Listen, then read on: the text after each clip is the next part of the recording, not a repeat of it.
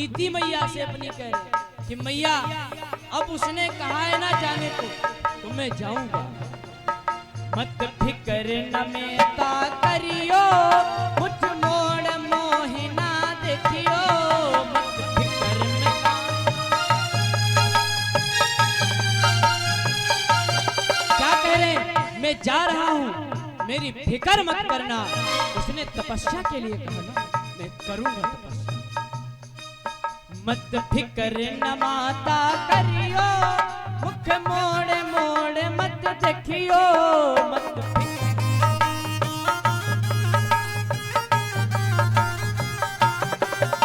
और क्या, रक्षा करे कन्हैया आय मैया मोए मोसी ने रोए रोए।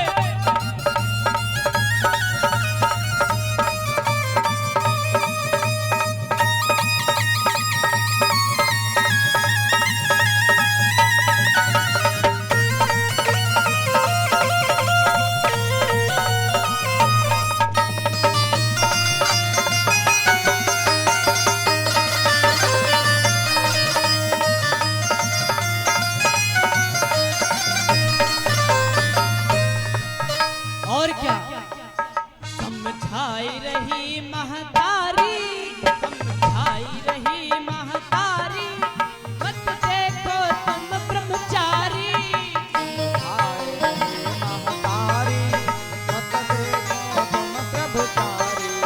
समझाई रही महतारी, देखो तुम मत ब्रह्मचारी।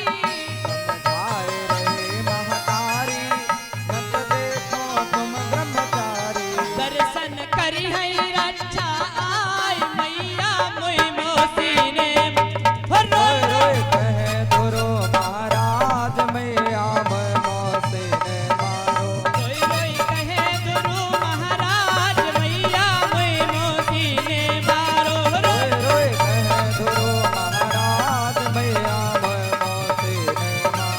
रोए रोए कहे गुरु महाराज मैया मोई मोसी ने मारो।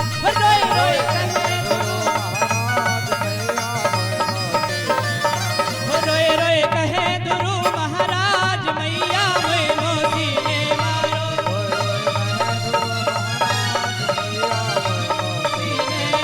रोए रोए कहे गुरु महाराज मैया मोई मोसी ने मारो। रो रो करके ध्रुव जी कहे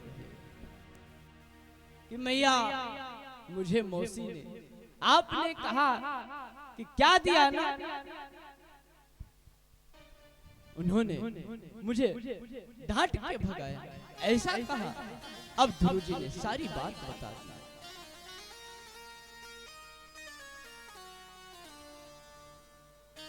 कि उसने कहा कि जाओ हम गोद में बैठने चले। उन मां ने मुझे गोद की बात तो दूर धरो, उन्होंने कहा तुमको पहले मेरे गर्भ से जन्म लेना पड़ेगा। मां ऐसा क्या है, ऐसा कौन है कि जिसकी मैं तपस्या करूं जाके? ऐसा कौन इंसान है कि जो मुझे उनके गर्भ में प्रवेश कराए? सुनीति ने जब ये बात सुनी प्रसन्न हो गई, बोली वाह बेटा, तेरी वो माँ तुझको मारा नहीं, धक्का नहीं दिया, उसने जो कहा ना तेरे साथ वो बहुत ठीक कहा। अरे बेटा, तू तो अपने पिता की हट किया था मुझसे कि मैया मुझे अपने पिता के पास जाना है। मैं तो तेरे पिता के पास भेजने में तुमको देर की, लेकिन उसने तो तुझे एक क्षण में, एक बार मिलने पे, एक बार कहने पे उस परम पिता का रास्ता दे दिया जो मैं तुझे आज तक ना दे पाई। वह परम पिता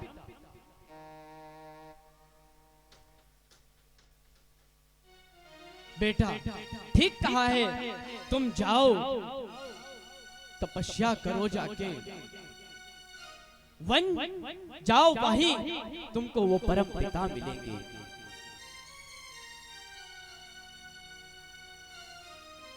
जाओ तुम। आज ध्रुव जी महाराज माँ की एक एक बात समझ रहे, कह रहे माँ तुम परेशान मत होना,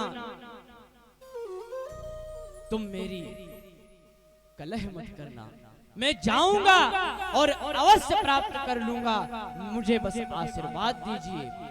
और कहाँ मिलेंगे आप ये तो बताओ। तो माँ कहती बेटा उस परम पिता को ढूंढने की आवश्यकता नहीं, वो तो हर जगह व्याप्त है। कड़ कड़ में है, अड़ु अड़ु में है वह परम पिता। गोस्वामी तुलसीदास जी कहते हैं हरि व्यापक सर्वत्र समाना, हरि व्यापक सर्वत्र समाना, प्रेमत प्रगट होए मैं जाना, प्रेमत प्रगट होए मैं जाना, हरि व्यापक सर्वत्र समाना, हरि व्यापक सर्वत्र समाना,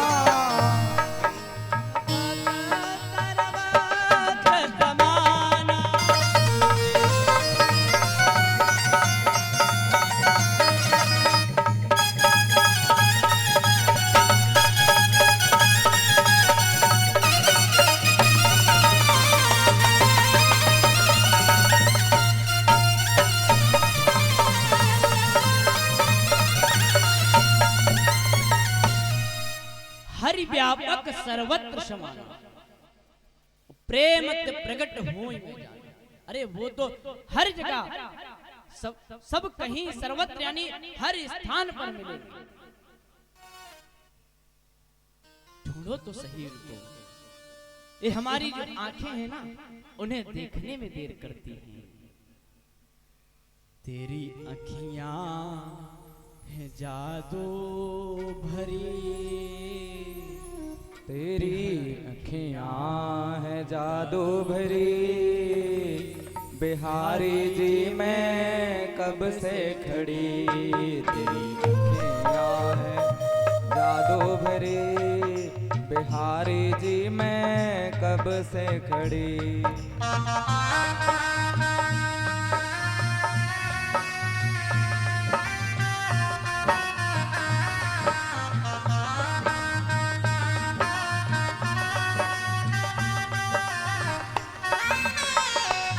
तेरी अखियां है जादू भरी, तेरी अखियां है जादू भरी, बिहारी जी मैं कब से खड़ी।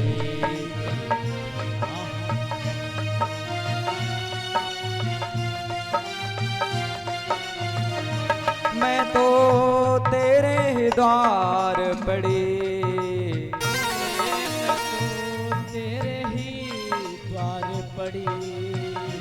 मैं तो तेरे ही द्वार पड़ी, बिहारी जी मैं कब से खड़ी। तेरी अखियां जादू भरी, बिहारी जी मैं कब से खड़ी।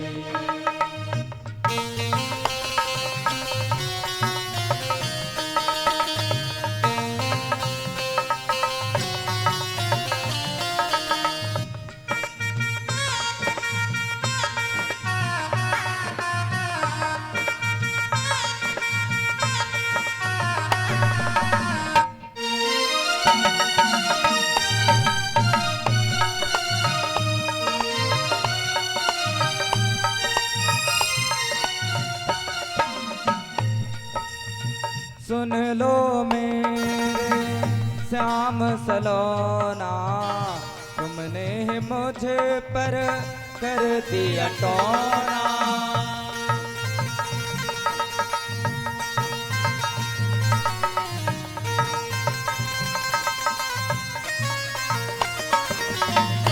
सुन लो मेरे श्याम सलोना, तुमने ही मुझ पर कर दिया टोना, कर दिया टोना। मैं तो तेरे ही द्वार खड़ी, मैं तो तेरे ही द्वार खड़ी। बिहारी जी मैं कब से खड़ी, तेरी अखियाँ जादू भरी।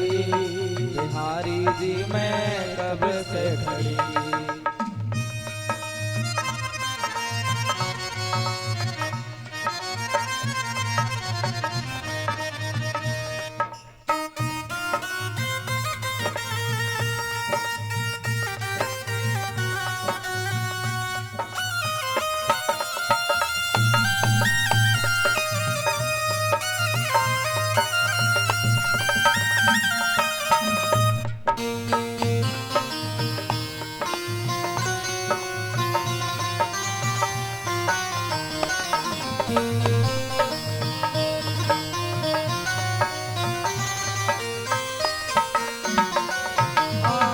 तुम सा ठाकुर और न पाया, इसलिए मैंने नेह लगाया।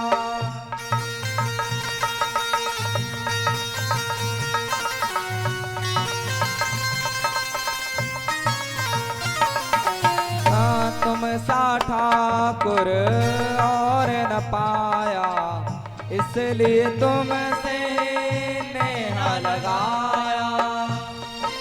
तुमसे नैना लगाया, अखियाँ तुम्हें से लड़ी, मेरी अखियाँ तुम्हें से लड़ी। बिहारी जी मैं कब से खड़ी।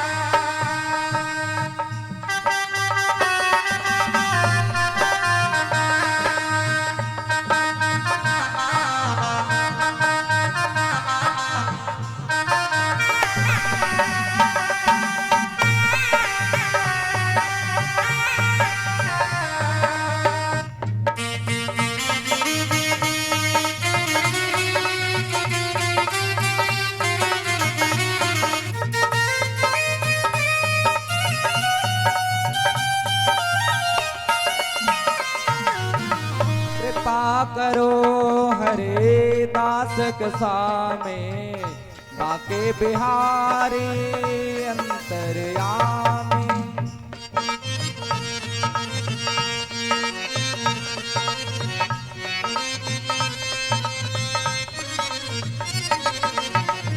कृपा करो हरे दास के सामे, बाके बिहारी अंतर्यामी।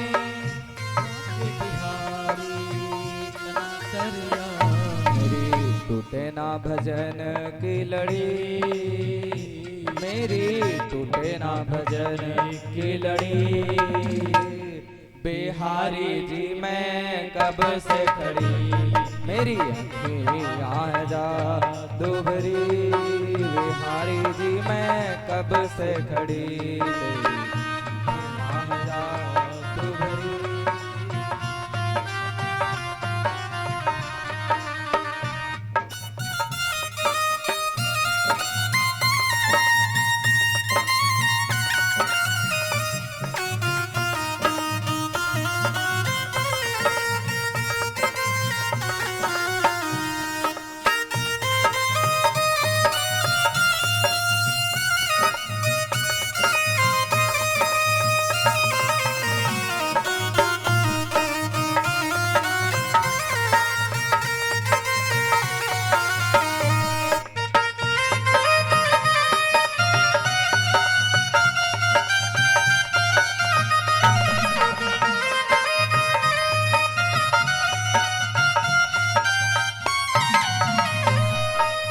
ध्रुव जी महाराज मथुरा में यमुना पुलिन तट पर खड़े हैं। और बस एक ही बात करें, सरकार आइए अब दर्शन करने के लालसा है, एक ही आस है मन में। ध्रुव जी कहते हैं, कन्हैया तुम्हें एक नजर देखना है, कन्हैया तुम्हें एक नजर देखना है, जिधर तुम छिपे हो, जिधर तुम छिपे हो उधर देखना है, कन्हैया तुम्हें एक नजर देखना है, कन्हैया तुम्हें एक नजर देखना है।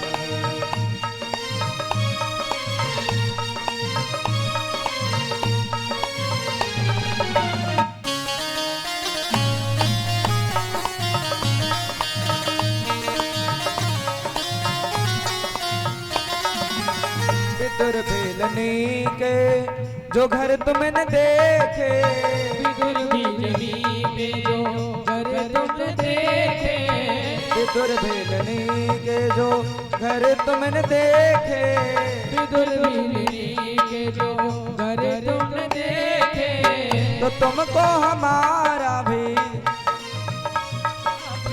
तो तुमको हमारा भी ये घर देखना है, कन्हैया तुम्हें एक नजर देखना है, कन्हैया तुम्हें एक नजर।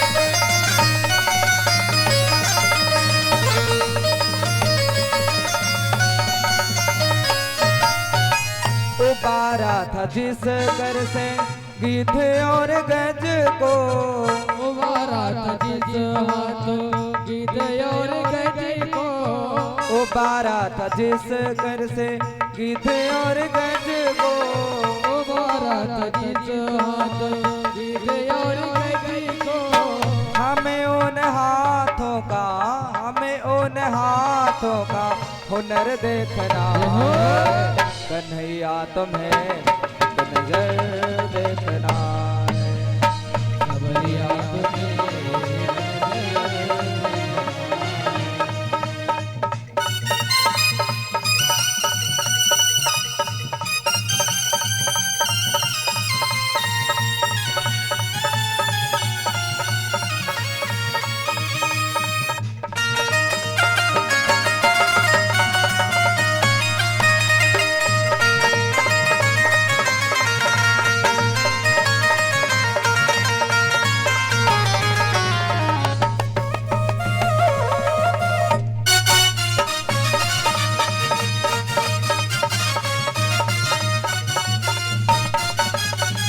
अगर तुम हो दीनों की आहों के आशिक, अगर तुम दीनों के आहों के आशिक, अगर तुम हो दीनों की आहों के आशिक, अगर तुम दीनों के आहों के आशिक, तो आहों का अपना, तो आहों का अपना असर देखना है, कन्हैया तुम्हें एक नजर देखना है।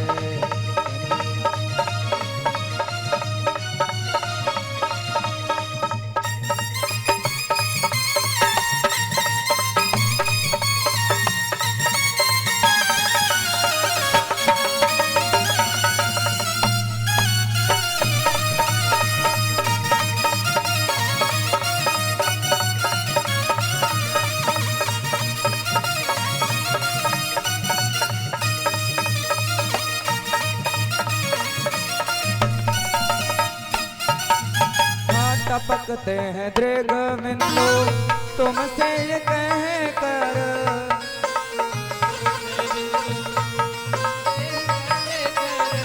टपकते हैं दृग बिंदु तुमसे ये कह कर, टपकते हैं तुमसे ये कहे कर, तुम्हें अपनी उल्फत में, तुम्हें अपनी उल्फत में दर्द देखना है कन्हैया, तुम्हें एक नजर देखना है कन्हैया, तुम्हें एक नजर देखना है कन्हैया।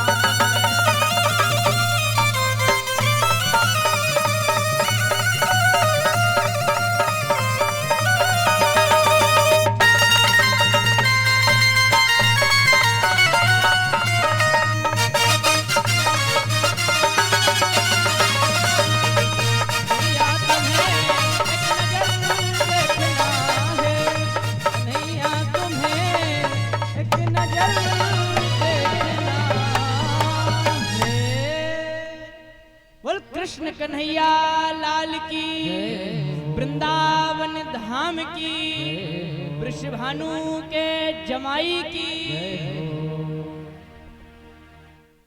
आज ध्रुवजी महाराज मां के कहने पर आज वन की तरफ निकल गए। घनघोर वन में ध्रुवजी महाराज पहुंचे। अब चारों तरफ ध्रुवजी महाराज देख रहे हैं कि रे वो परमात्मा कहां है, किधर है। प्रातः से सायं होने वाली है, लेकिन ध्रुवजी महाराज को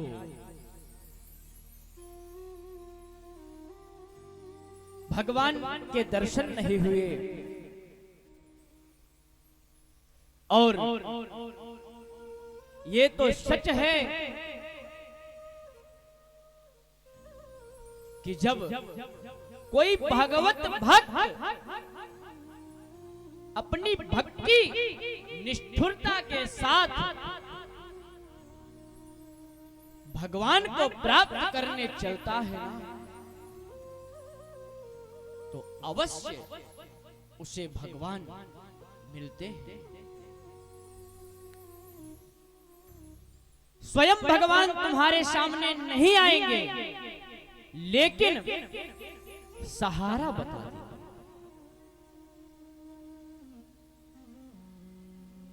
यदि हम सब भी ध्यान पूर्वक यदि मन लगा करके कोई भी कृत्य करते हैं ना,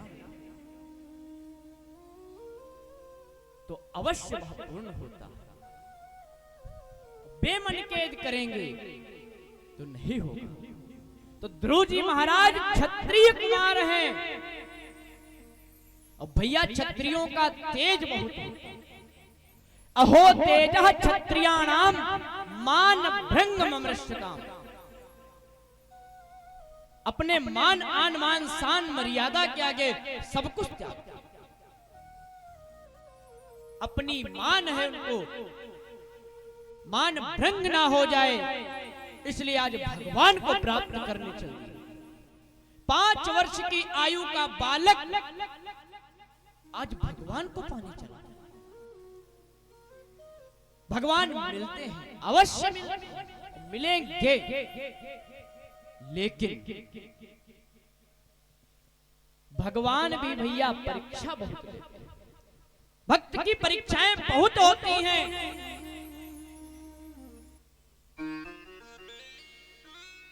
और सच्चा भक्त वही जो परीक्षा में पास हो गया।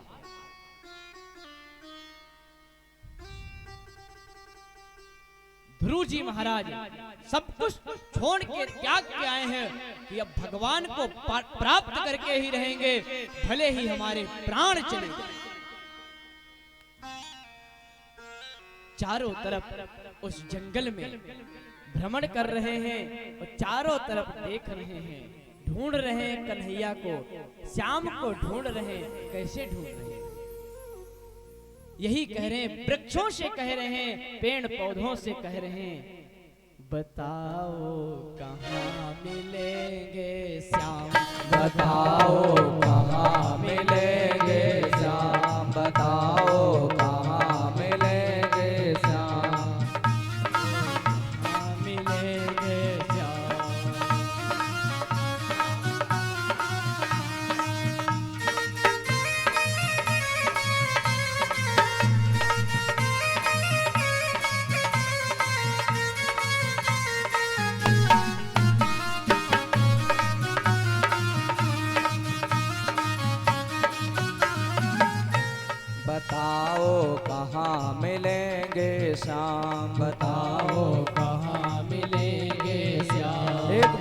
भगवान के, नाम है रसखान।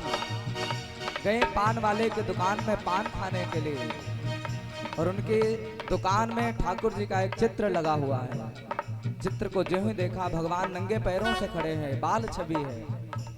देखा सो ये कहने लगे, बताओ भैया ये कौन है? बताओ कहाँ मिलेंगे श्याम, बताओ कहाँ मिलेंगे श्याम, बताओ कहाँ मिलेंगे श्याम। पान वाला कहता है, भैया ये यशोदा का लाला है, ये नंद बाबा का लाला है, ये भगवान है। तो अरे इतना सुंदर सा बालक है, इसके चरणों में कोई चरण पादुका नहीं पहन रखी है, इसके माता पिता बड़े लापरवाह हैं। तो पान वाले ने कह दिया, माता पिता ने नहीं पहनाया तो क्या हुआ, लाओ तुम ही पहना दो। रसखान जी ने अपने हाथों से चरण पादुकाएं बनाई और लेकर के आए, और आज पूछ रहे हैं, बताओ भैया कहाँ है? चरण पादुका लेकर सबसे हो, चरण पादुका लेकर उससे ढूंढ रहे रसखान, बताओ कहाँ मिलेंगे श्याम, बताओ कहाँ मिलेंगे श्याम।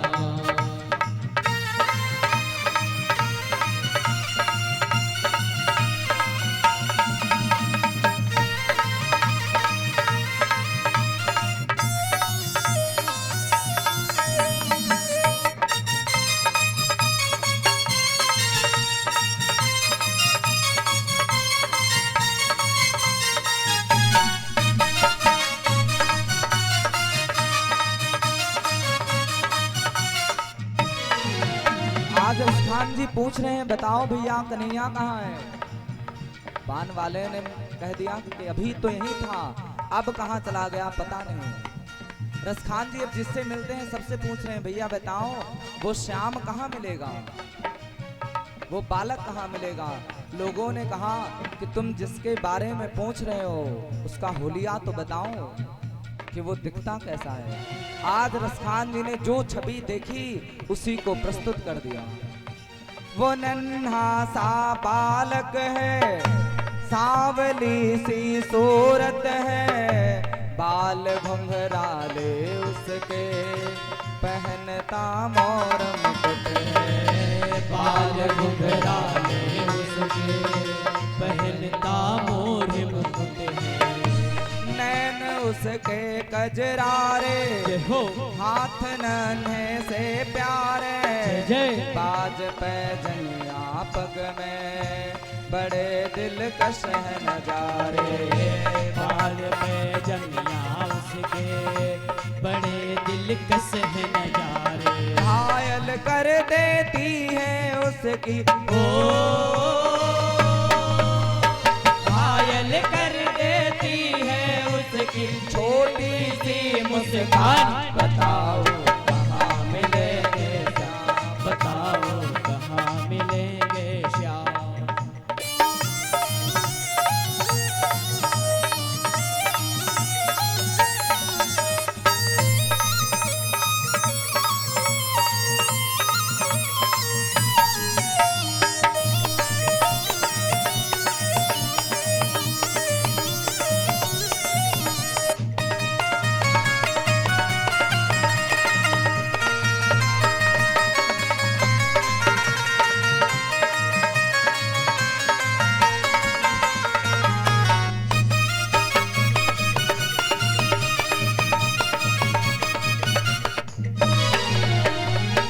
जैसी रसखान ने ये हुलिया बताया कि छोटा सा नन्हा सा बालक है, आंखों में काजल लगा है, बाल घुंघराले हैं और महाराज नैन कजरारे हैं, हाथ नन्हे से हैं, प्यारे से हैं।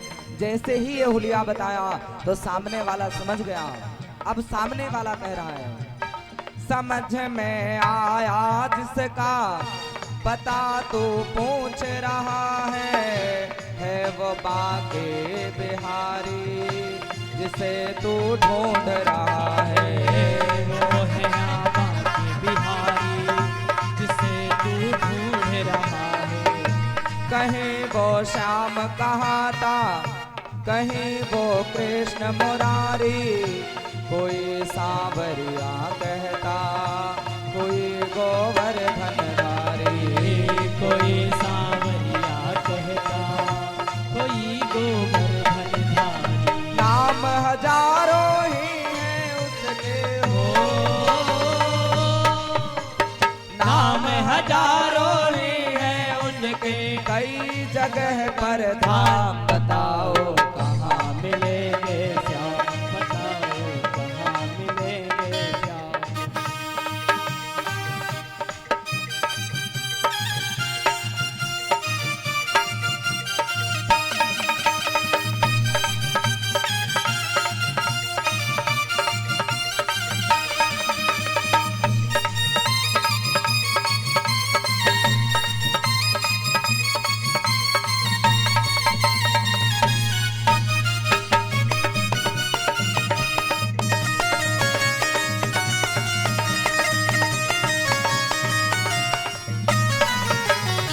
आज रसखान जी को समझ में आया। सामने वाले व्यक्ति ने कहा भैया ये वृंदावन बिहारी जी हैं और ये तुम्हें वहीं मिलेंगे, जाओ वृंदावन जाओ। रसखान जी का ऐसा प्रेम, ऐसा भाव भगवान से कि रसखान जी वृंदावन आए। लोगों से पूछा कि बताओ भैया शाम कहाँ मिलेंगे, और जैसे वही हुलिया बताया लोगों ने कहा बिहारी जी के मंदिर चले जाओ। खान जी गए और जो ही मंदिर में प्रवेश करने लगे तो पुजारियों ने रोक दिया। क्यों? क्योंकि तुम जाति के मुसलमान हो, तुम्हें मंदिर में जाने नहीं दिया जाएगा। आज रसखान जी को जो ही रोका गया, रसखान जी बोल उठे, मुझे ना रोको भाई, मेरी समझो मजबूरी, शाम से मिलने दे दो, बहुत है काम जरूरी। श्याम से मिलने दे दो, बहुत है काम जरूरी।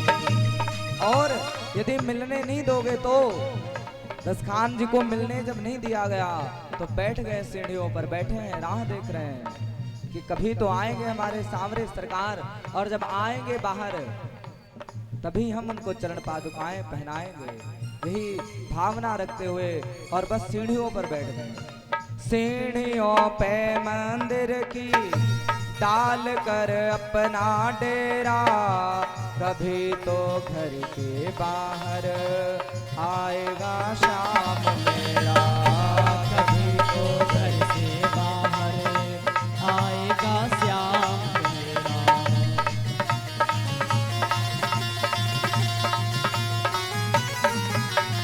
इंतजार करते करते हो,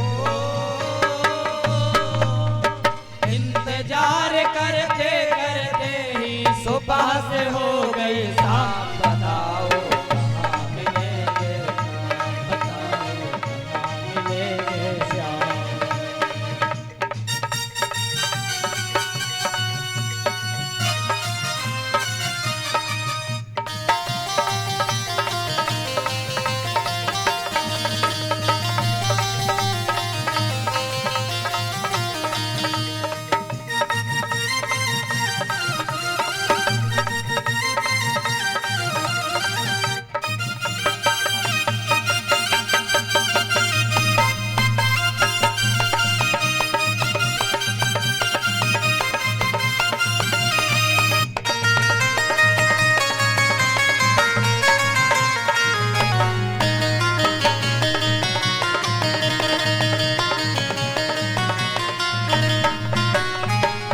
रसखान जी बैठे हैं सीढ़ियों पर और इंतजार कर रहे हैं कि हमारे कन्हैया अब आएंगे, और नहीं आए। सुबह से शाम हो गई, प्रभु नहीं आए। पूरी रात बैठे रहे, जाग करके पूरी रात जाग कर बिता दी और अभी भी नहीं आए। जो ही सुबह होने वाली है, अभी हुई नहीं है, सुबह होने वाली थी और तभी उनके कानों में पायल की आवाज आने लगी। छन छन छन छन पायल की आवाज आई।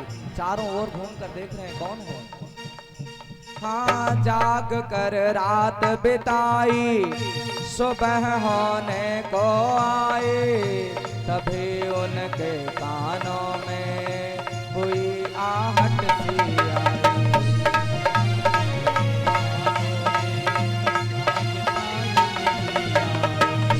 तभी सी आई, तभी उनके कानों में हुई आहट की आई। वो आगे पीछे देखे, वो देखे दाएं बाएं, वो चारों ओर ही देखे नजर ना कोई आए। वो चारों ओर ही देखे नजर ना कोई आए।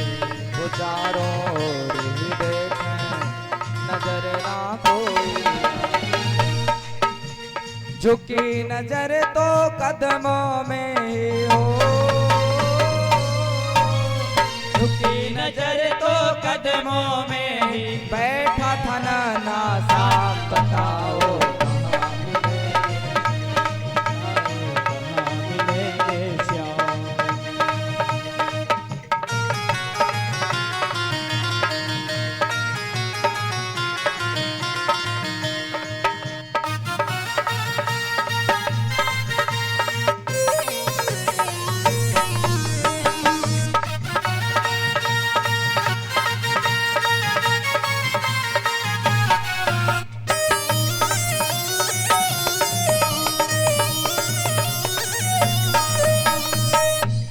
खान जी बैठे हैं और जैसे ही पायल की आवाज आई, चारों तरफ देखा कोई नहीं दिखा, और जैसे ही नजरों को झुकाया तो चरणों में ही आज सांवरे सरकार नन्हे से बाल रूप में बैठे हुए हैं। बोली सांवरे सरकार की आज भगवान प्रकट हो गए। क्यों? क्योंकि राम ही केवल प्रेम प्यारा, भगवान को केवल प्रेम प्रिय है। आज भगवान प्रकट हो गए और आज तो रसखान जी की खुशी का ठिकाना ही नहीं रहा। खुशी से गद गद होकर गोद में उसे उठाया, लगा कर के सीने से बहुत ही प्यार लुटाया।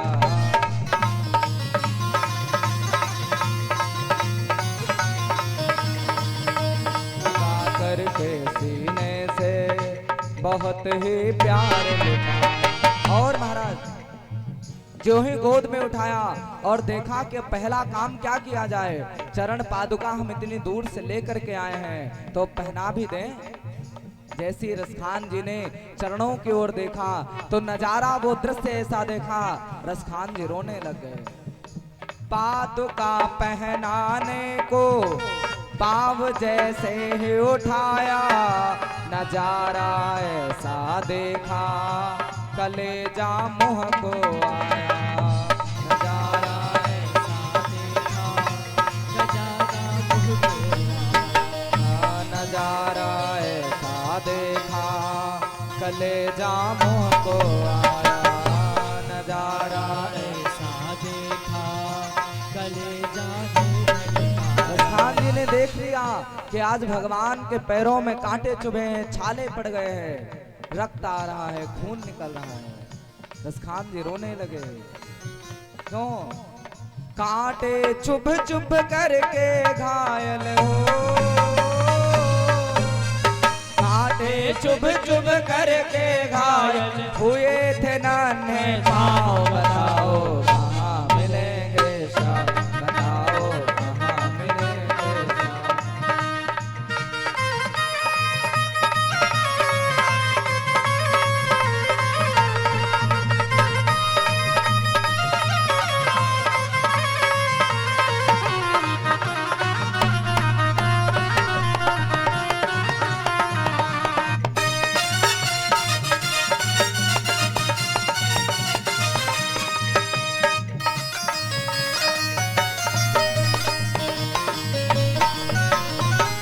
रसखान जी ने जैसे वो दृश्य देखा रोने लगे और कहते हैं प्रभु यदि आपने कहा होता, हमने तो पहले ही कहा था कि छोटा सा बालक है, यदि नंगे पैर चलेगा तो इसके पैरों में छाले पड़ जाएंगे। आज वही हुआ। यदि आपने हमसे कह दिया होता तो हम तो आए थे, देरी तो आपने लगा दी बाहर आने में। अगर पहले से बताए होते तो हम खुद ही आके पहना देते, पाँव में कांटे भी ना लगते और खून भी नहीं निकलता। खबर देते तो खुद ही तुम्हारे पास में आता, न पाँव में छाले पड़ते, न चुभता कोई कांटा। न पाँव में छाले पड़ते, न तुझको से बताता। न पाँव में छाले पड़ते, न चुभता कोई कांटा। न पाँव में छाले पड़ते, न कांटों से कटता। आज रसखान जी ने जैसी ये बात कही, भगवान कहते हैं कि जाकी रही भावना जैसी, प्रभु मूर्ति देखी तिन तैसी। जो भक्त जैसा भाव लेकर के आता है, मैं उसे उस रूप में दर्शन देता हूँ। तुमने दर्शन भी मेरे बाल रूप के किए थे, और बाल रूप मेरा गोकुल में था, और तुम बैठे हो वृंदावन में। तो गोकुल से मैं पैदल वृंदावन चल करके आया, इसलिए मेरे पैरों में छाले पड़ गए, कांटे लग गए। छवि जैसी तो मेरी बसा कर दिल में लाया, उसी ही रूप में तुझसे मैं तुझसे मिलने आया। उसी ही रूप में तुझसे मैं तुझसे मिलने आया। उसी ही रूप में तुझसे मैं तुझसे मिलने आया। गोकुल से मैं चल कर आया हो, गोकुल से मैं चल कर आया। तेरे लिए ब्रज धाम बताओ कहाँ मिलेंगे श्याम, बताओ कहाँ मिलेंगे श्याम।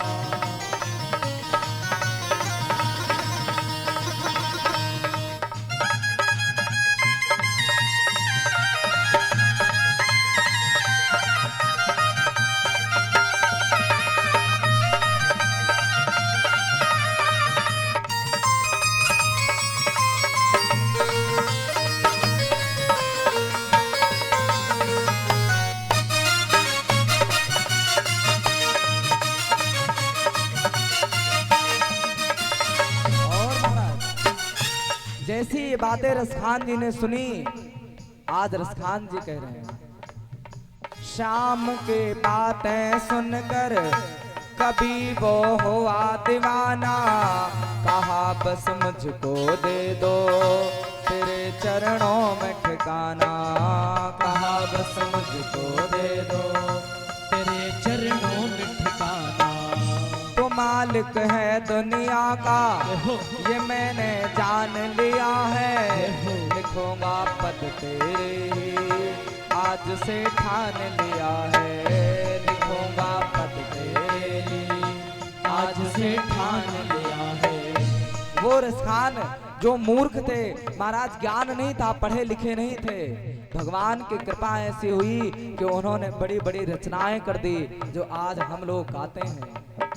श्याम प्रेम रस बरसा सोनो हो, श्याम प्रेम रस बरसा सोनो। खान बनारस खान बताओ कहाँ मिलेंगे श्याम, बताओ कहाँ मिलेंगे श्याम। बताओ कहाँ नहीं है श्याम, बताओ कहाँ नहीं है श्याम, बताओ कहाँ नहीं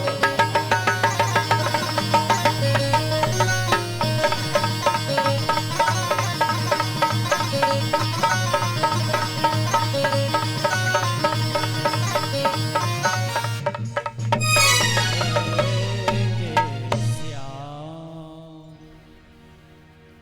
आज ध्रुव जी महाराज वन में इस तरह पुकार रहे हैं कि कहां मिलोगे कन्हैया, कहां हो। ऐसी पुकार सुनकर ठाकुर जी ने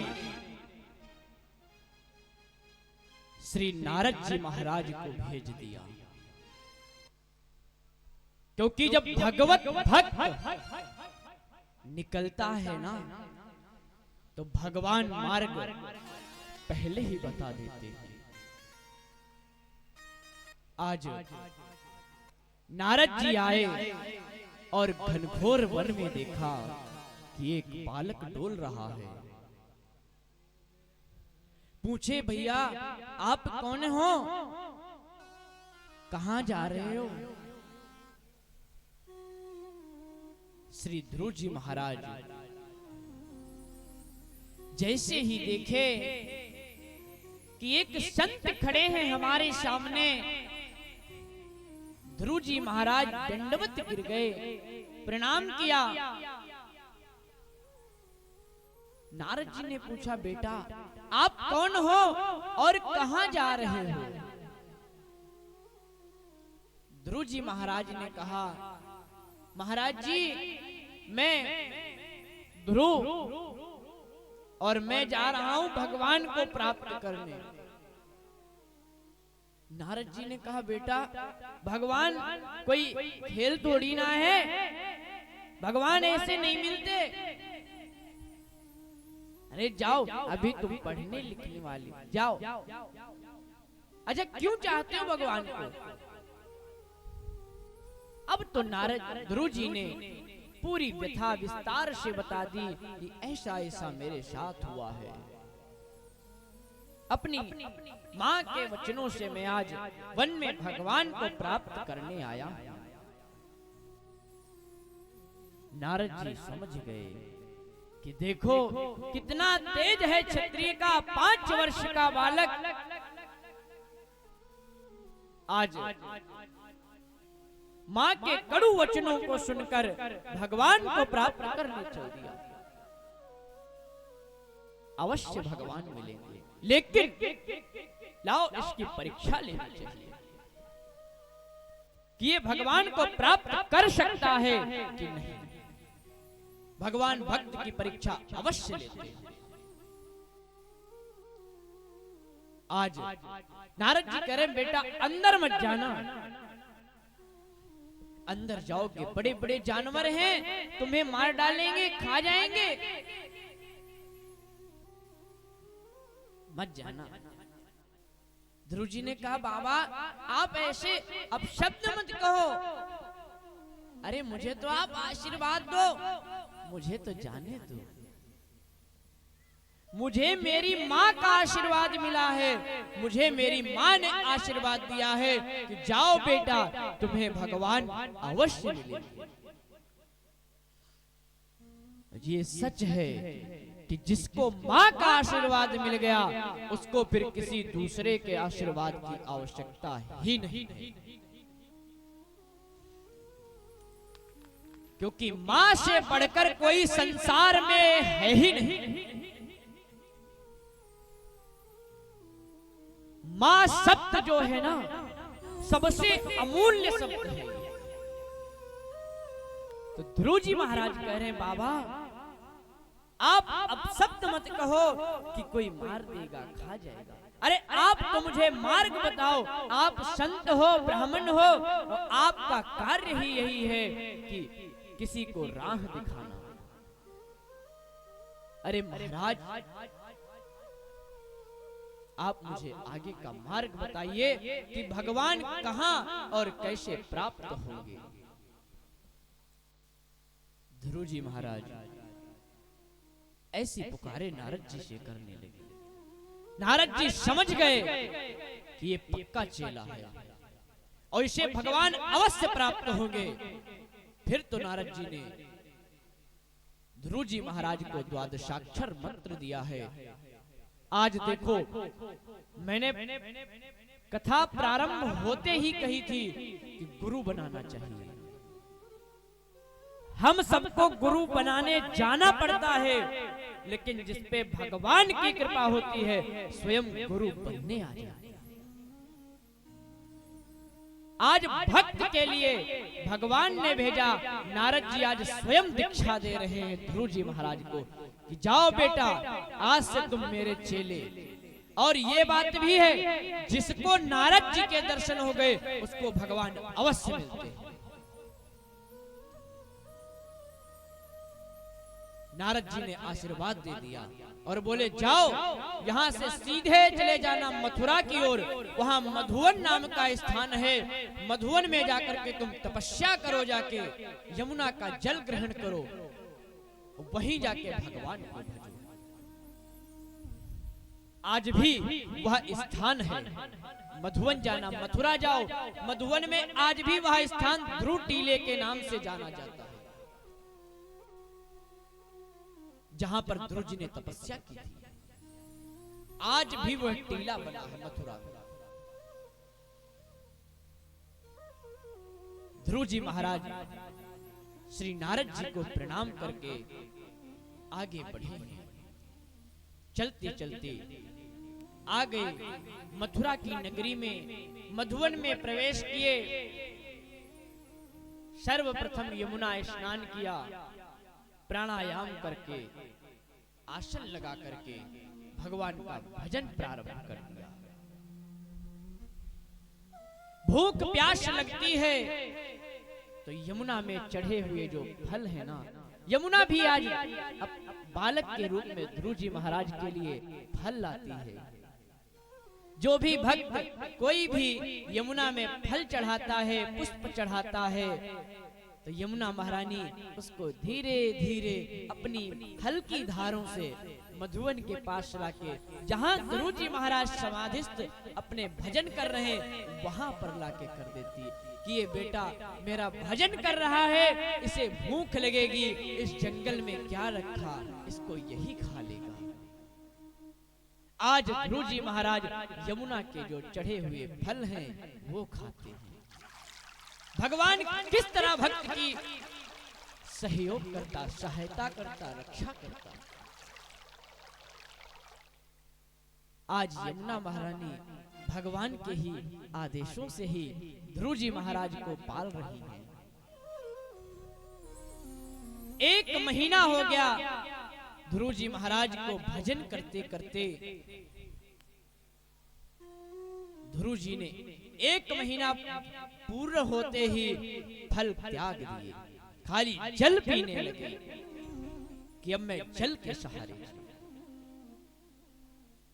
धीरे धीरे दूसरा मंथ लगा, भजन करते करते ध्रुव जी महाराज ने घास फूस पत्ते खाने प्रारंभ किए।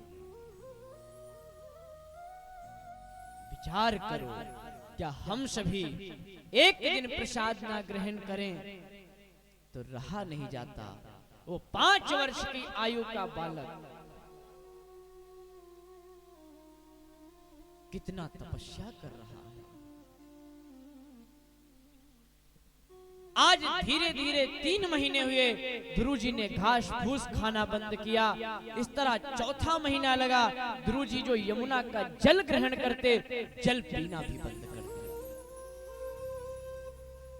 कठोर तपस्या करते चले जा रहे हैं।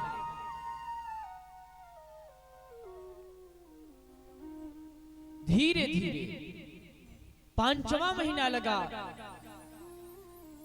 ध्रुव जी ने सब कुछ त्याग के ऐसा प्राणायाम चढ़ाया, जो वायु पी रहे थे ना, हवा ले। धीरे धीरे ध्रुव जी महाराज को 7 महीने हो गए, और 7वें महीने में ध्रुव जी महाराज भजन इतना कठोर भजन कर दिए कि जो हम सब श्वास लेते हैं ना, बोले जाओ अब मेरी डोरी तेरे हाथ, कि जाओ अब बचाना है तो बचाओ और आना है तो आओ। अपनी श्वास को भी रोक दिया। जब ध्रुव जी महाराज ने अपनी श्वास को रोक दिया ना, तो सारे ब्रह्मांड की श्वास रोक दी। अब तो सभी देवी देवता भगवान के पास दौड़े कि प्रभु ये क्या हुआ, क्या प्रलय काल आ रहा है, क्या होने वाला है, हम सबकी श्वासें अवरुद्ध क्यों हो गई, ऐसा क्या है प्रभु। तब भगवान ने नेत्र बंद करके देखे कि एक मेरा भक्त मथुरा में मुझे पुकार रहा है। उसने काफी समय से मुझे पुकारा, आने में हमने देर की है। ठीक है, तुम सब यहीं रहो, मैं जा रहा हूं। आज भगवान स्वयं भक्त के पास आ रहे हैं। भगवान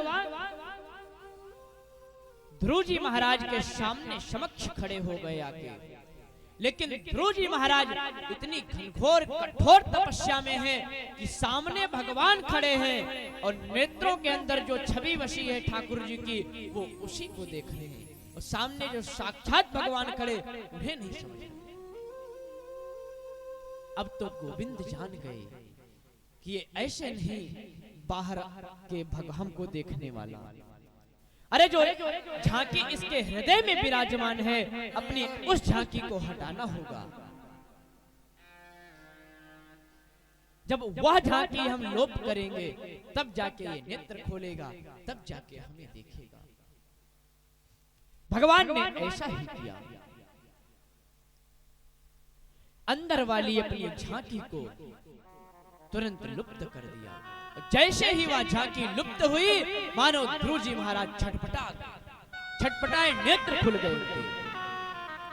और जब नेत्र खुले तो वही झांकी जो देख रहे थे वही रमण बिहारी सामने खड़े हैं।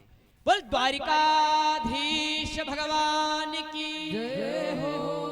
आज इस तरह ध्रुव जी महाराज के सामने हमारे गोविंद खड़े हैं।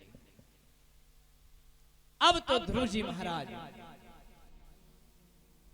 सामने खड़े ही हैं। पढ़ने लिखने तो गई नहीं है, अब विचार कर रहे हैं कि मैं यदि थोड़ा बहुत पढ़ा लिखा होता तो कुछ स्तुति करता। मैं क्या करूं इनसे? शांत खड़े, बोल नहीं रहे, बस प्रणाम कर लिया। लेकिन भगवान तो भैया सबके हृदय की बात जानते हैं, सबके आत्मा में क्या है भगवान तो सब जानते हैं। भगवान समझ गए कि ये मेरा भक्त मुझसे कह नहीं रहा। भगवान उसके भक्त के हृदय का भाव समझ गए कि ये कुछ कहना चाह रहा लेकिन इसको ज्ञान नहीं है। तो भगवान ने अपने शंख को लिया और ध्रुव जी महाराज के कपोलों से छुआ दिया। कपोलों यानी कि उनके गाल से छुआ दिया, और कपोलों से छूते ही शंख मानो ध्रुव जी महाराज को सारे वेद वेदांत उपनिषद सारे शास्त्र कंठस्थ हो गए। ये चमत्कार है। और एक भाव और है इस चीज का कि ध्रुव जी महाराज का स्वयं ठाकुर जी अपने मुख से चुम्बन करना चाह रहे हैं, लेकिन भगवत्ता में कर नहीं पा रहे हैं। तो शंख जो था इसलिए कपोल से छुआया कि जो शंख है ना वो ठाकुर जी मुख से बजाते हैं, तो मेरे मुख का लगा हुआ शंख वो ध्रुव के कपोलों गाल में छुप जाएगा, और वही शंख में पुनः बजाऊंगा तो मेरे मोष्ठों पे लग जाएगा, ध्रुव का चुम्बन हो जाएगा। ये संतों का थोड़ा निकाला हुआ है। इतना प्रेम करते हैं ठाकुर अपने भक्तों से। भगवान भक्त के लिए सब कुछ करने को तैयार है, पर हम निष्ठुर हो जाए भगवान के लिए तब। अब तो ध्रुव जी महाराज सब कुछ ज्ञान हुआ। ध्रुव जी महाराज ने दिव्य स्तुतियां की और भगवान ने कहा वरदान मांगो बेटा। ध्रुव जी महाराज ने कहा प्रभु आप वरदान मुझे यही दे दो कि आप अपने धाम पे मुझे बुला लो। ध्रुव जी महाराज यही एक वरदान मांग लिए। भगवान ने कहा बेटा अवश्य तुमको बुलाएंगे अपने पास, लेकिन अब भी जाओ। तुम पिता की गोद में बैठना चाह रहे थे तो गोद जाओ, तुम पिता का सिंहासन बैठ लो जाके। जाओ तुम यहाँ के राजा हो और 36,000 वर्ष तक तुम राज्य करोगे, उसके बाद तुम हमारे धाम को आओ। भगवान ने आज वरदान दे दिया। अब तो ध्रुव जी महाराज दुखी हो गए कि ये मुझे क्या दे दिया। अरे मैं तो इसे छोड़ के त्याग के आया था, लेकिन ठीक है, आपका आदेश है तो मेरा मानना धर्म है, कर्तव्य है। अब तो ध्रुव जी महाराज वहां से चले, भगवान आशीर्वाद देकर अंतर्ध्यान हो गए। इधर राजा को पता चला कि मेरे पुत्र को भगवान प्राप्त हुए। वही उत्तानपाद सर झुकाए खड़े हैं, वही रानी महलों के बाहर खड़ी है। और इधर ध्रुव जी महाराज अपनी पूरी सेना के साथ बैठकर सिंहासन पे नगर भ्रमण के लिए निकले। और जैसे ही उस वन से अपने नगर में प्रवेश किए तो सर्वप्रथम सिंहासन से उतरकर अपने उन मां के चरणों में गिरे जाके, जिन्होंने ये कड़ू वचन बोले थे। क्योंकि अब ध्रुव जी को ज्ञान आ गया कि सच है कि भगवान से मिलाने का कार्य तो इन्होंने ही किया। आज वह छोटी रानी सुरुचि सर झुकाए खड़ी है, हाथ जोड़कर ध्रुव से कहती, बेटा मुझे क्षमा करना, मैंने तेरे साथ ऐसा बुरा किया। ध्रुव जी महाराज कहते, मैया अरे क्षमा क्या, आज तुम्हारी कृपा है, तुम्हारो आशीर्वाद है कि आज मुझे भगवत प्राप्ति हुई। यदि आप मुझे आसानी से गोद में बिठाल देती तो मैं इसी गोद का रह जाता, अपने प्रभु को नहीं पाता। लेकिन आपने मुझे यहाँ से भेजा, उस परम पिता का पता दे दिया जिसे जीवन में कोई नहीं देने वाला। ध्रुव जी महाराज को हृदय से लगाई सुरुचि, चुम्बन कर रही है, उत्तम को खिलाया, पिताजी को प्रणाम किया। इतने में राज्य करने लगे ध्रुव जी महाराज। एक दिन छोटी रानी सुरुचि का पुत्र उत्तम युद्ध करने निकला। युद्ध करते करते उसे मार डाला गया। युद्ध में उसकी मृत्यु हो गई। बालक के विरह खोज में छोटी रानी सुरुचि निकली, उसे भी आग से भस्म हो गई। ध्रुव जी महाराज को यह पता चला तो वह युद्ध के लिए निकले और उन्होंने 13 लाख यक्षों को मार दिया। इतने में उनके बाबा आ गए, मनु जी, कि बेटा ये क्या कर रहे हो तुमने तो अपना जीवन भगवान के चरणों में लगाया और आज ये तुम ये कर करके हत्याएं करके युद्ध करके अपने जीवन को क्यों भ्रष्ट कर रहे हो? बेटा जाओ, तुम भगवान को प्राप्त करो। ध्रुव जी महाराज वहीं छोड़ करके चले आए। इधर भगवान ध्रुव जी महाराज के लिए विमान भेज दिए। विमान भेजे, ध्रुव जी महाराज विमान में बैठने जा रहे थे। इतने में मृत्यु आई और कहने लगी, प्रभु ऐसे कहां जा रहे हो? अरे हम भी तो हैं, क्योंकि भैया मृत्यु सबकी आती है, यमराज सबको भेजता है, लेकिन एक ध्रुव जी महाराज ऐसे हैं, हम सब जाएंगे तो मृत्यु हमारे सर पे चढ़ के जाती है, लेकिन एक ऐसे भगवान के भक्त हुए कि मृत्यु आई स्वयं उसके सर पर पैर रख के ध्रुव जी महाराज जा रहे। विमान में चढ़ने जा रहे थे ध्रुव जी महाराज। मृत्यु ने कहा, प्रभु जाओ, आप भगवान के धाम जाओ, यमपुरी मत जाओ, लेकिन आप जो नियम है हमारे सर के ऊपर पैर रख करके आप निकल जाओ। अब तो ध्रुव जी महाराज मृत्यु के सर पर पैर रख करके विमान में बैठे। जैसे ही ऊपर को उठे, विमान उड़ा। पार्षदों को कहा, रुक जाओ भैया। पार्षदों से रुकने को कहा। पार्षद बोले, क्या हुआ? ध्रुव जी महाराज को अपनी माता सुनीति की याद आ गई। बोले भैया मेरी माँ सुनीति उसको भी तो मिले, उनसे तो मिले।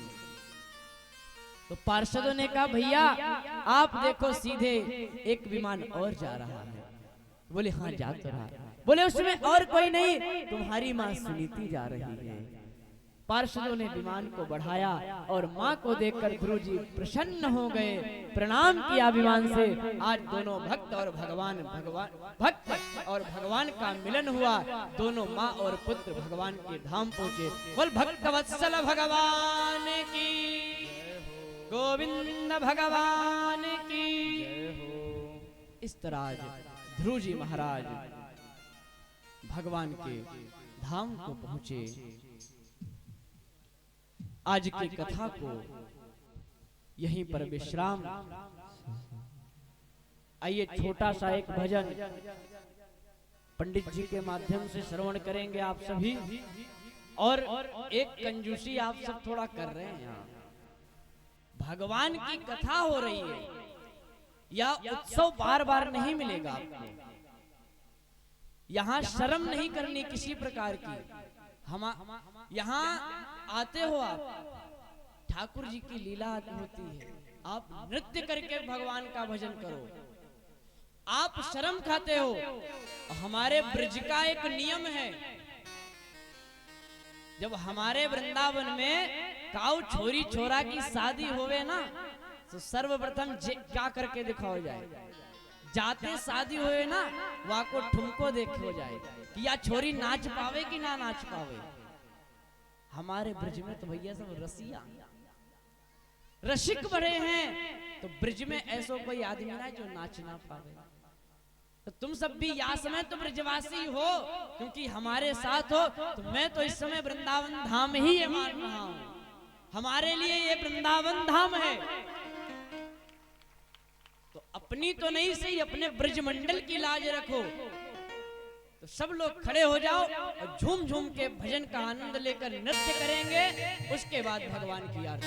कोई शर्म नहीं करना, खड़े हो जाओ, लंबे लंबे हाथ उठा करके भगवान का भजन प्रारंभ। मुकुट सिर मोर का, मुकुट सिर मोर का, मेरे चित चोर का, मेरे चित चोर का। नैना नैना नैना नैना नैना नैना नैना घन श्याम के कपिल हैं कटार से। हरि बोल श्री राधे।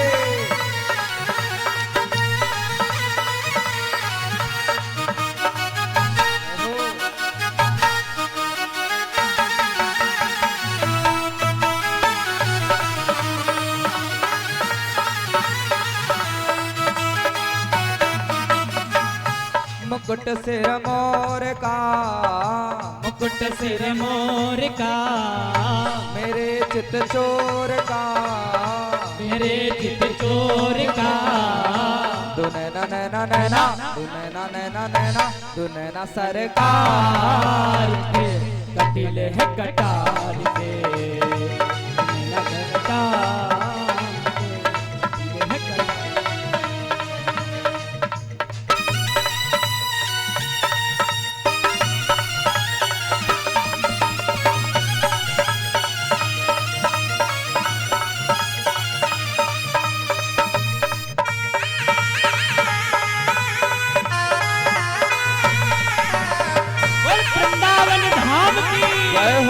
श्री राधा रानी सरकार की। आप सभी ब्रजवासी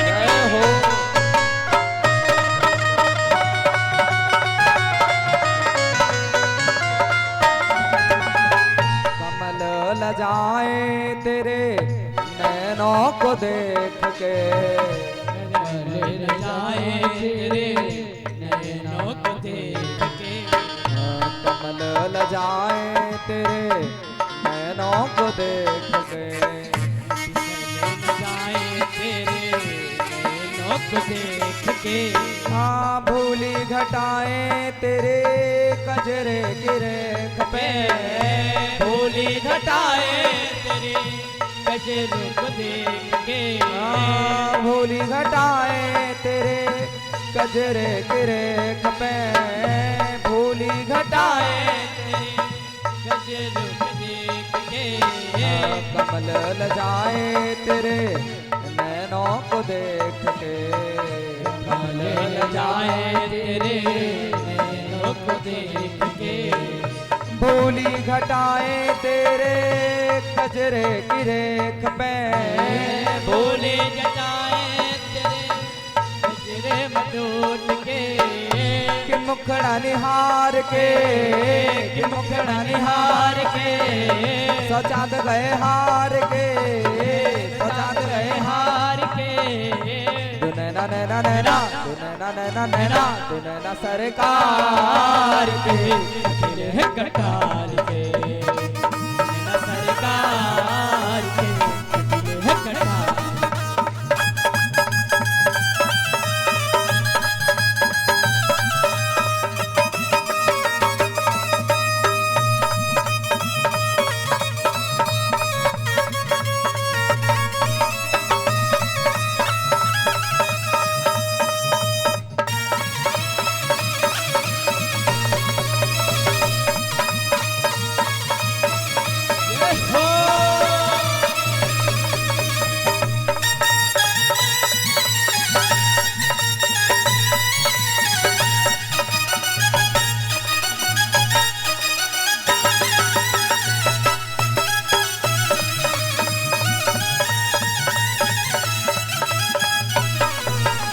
कुर्बान जाओ तेरी बाकी अदाओं पे गान गाऊं तेरी बाकी अदाओं पे कुर्बान जाओ तेरी बाकी अदाओं पे कुर्बान गान गाऊं तेरी बाकी अदाओं पे आजा कि भर लो तुझे अपने बाहों में आजा कि भर ले मुझे अपनी निगाहों में आजा कन्हैया तुझे भर लो मैं बाहों में आजा सवरिया तुझे भर लो निगाहों में जमाने को बिसार के जमाने को बिसार के दिलो जा तो पे बार के दिलो जा तो पे बार के नैना नैना नैना नैना नैना नैना तू नैना घन श्याम के कटिले हैं कटार के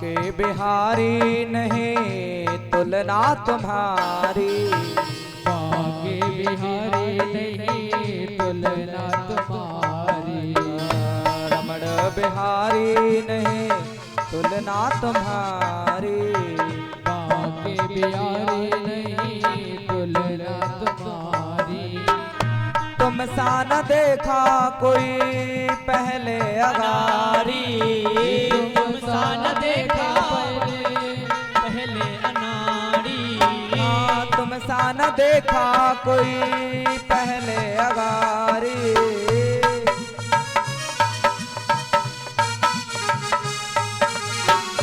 दीवानों ने विचार के दीवानों ने विचार के कहा है पुकार के कहा है पुकार के नैना नैना नैना नैना नैना नैना नैना सरकार के कटिल है कटार के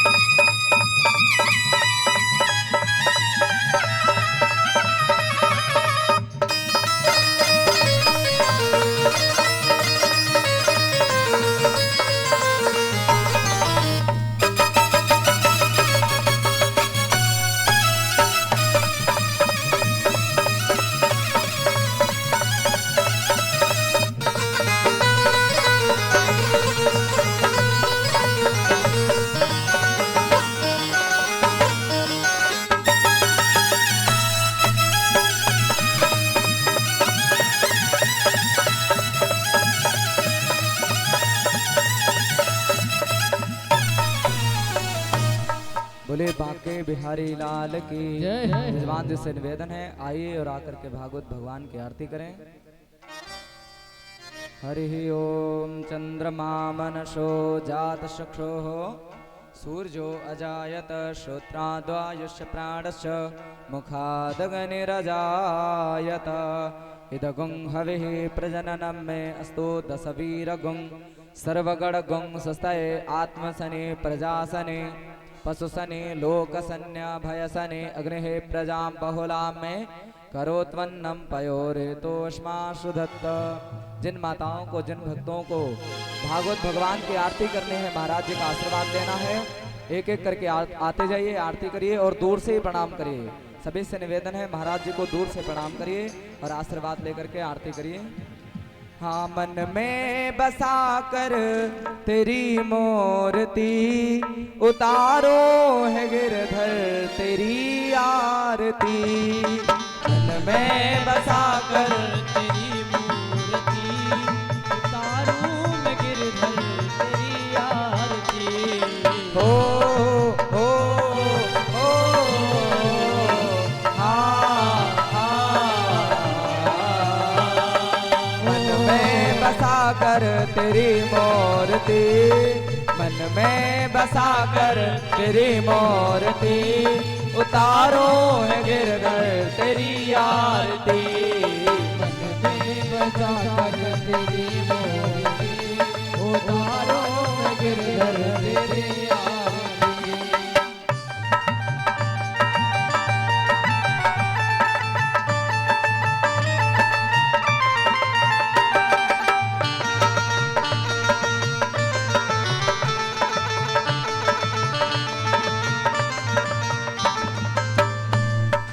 करुणा करो कष्ट हरो ज्ञान दो भगवन, भाव में फंसे नाव मेरी तार दो भगवन। ओ करुणा करो कष्ट हरो ज्ञान दो भगवन, भव में फंसी नाव मेरी तार दो भगवन। करुणा करो कष्ट हरो ज्ञान दो भगवन, भाव में फंसे नाव मेरी तार दो भगवन। करुणा करो कष्ट हरो ज्ञान दो भगवन, भव में फंसी नाव मेरी तार दो भगवन। दर्द की दवा तुम्हारे पास है, दर्द की दवा तुम्हारे पास है। जिंदगी दया की है भीख मांगती। मन में बसा कर तेरी मूर्ति उतारो है गिरधर तेरी आरती। मन में बसा कर मूर्ति उतारो है गिरधर तेरी आरती। हो हो हो आ आ हो।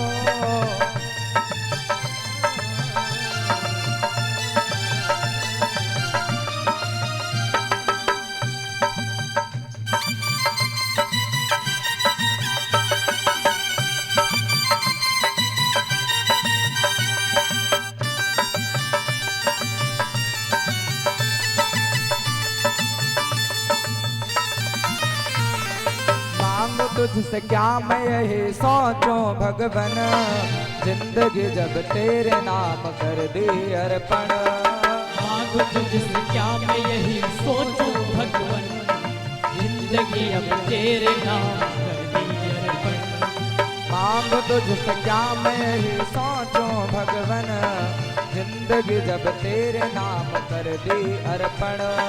मांगो तुझसे क्या मैं यही सोचूं भगवन, जिंदगी अब तेरे नाम कर दी अर्पण। सब कुछ तेरा कुछ नहीं मेरा, सब कुछ तेरा कुछ नहीं मेरा। चिंता है तुमको प्रभु संसार की। मन में बसा कर तेरी मूर्ति उतारो है गिरधर तेरी आरती। मन में बसा कर तेरी मूर्ति उतारो है गिरधर तेरी आरती। हो हो हो हा हा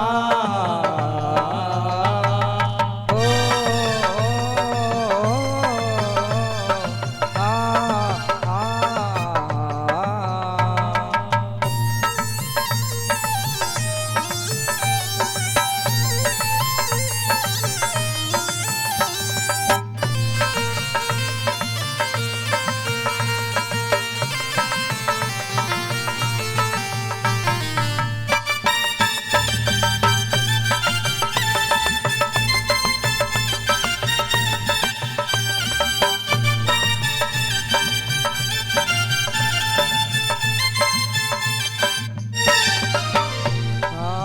जिसने तेरा नाम लिया उसके जागे भाग, सोते हुए जीवन से अब तो प्राण जा।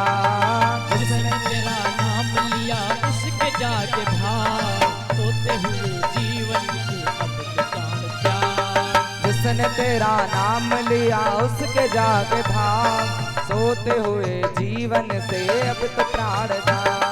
जिसने तेरा नाम लिया उसके जागे भाग, सोते हुए जीवन में अब तो जाग भाग। कम है जिंदगी कर लो बंदगी, कम है जिंदगी कर लो बंदगी, प्रभु का हाथ हो तो मौत भी न मारती।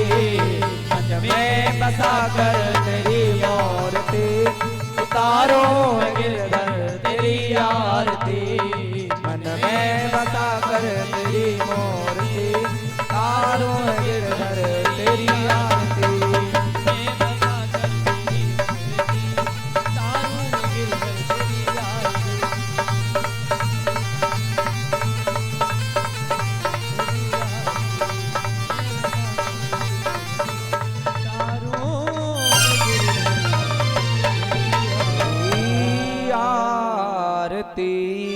कर्पूर गौरम करुणावतारम संसार सारम भुजगेन्द्रहारम सदा वसंतम हृदयारविंदे भवम भवानी सहितं नमामि। त्वमेव माता च पिता त्वमेव, त्वमेव बन्धुश्च सखा त्वमेव, त्वमेव विद्या द्रविणं त्वमेव।